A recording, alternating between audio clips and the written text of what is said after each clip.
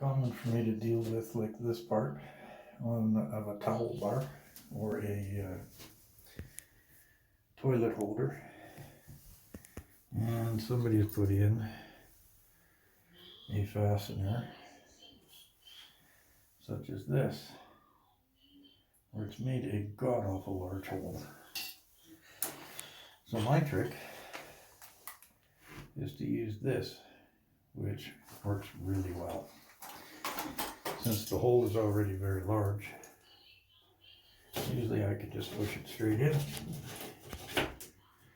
let it flip like that, it flips flat, and then all I do is I slide this down and it clamps the piece to the wall to never come loose again. If somebody wants to get rid of the towel bar in the future, they could just cut off the piece of plastic and it'll fall in the wall, sort of thing. So the whole idea is that the metal bar goes flat behind the wall. The plastic piece fills that big huge hole. This has been Don Moody of handymanreality.com.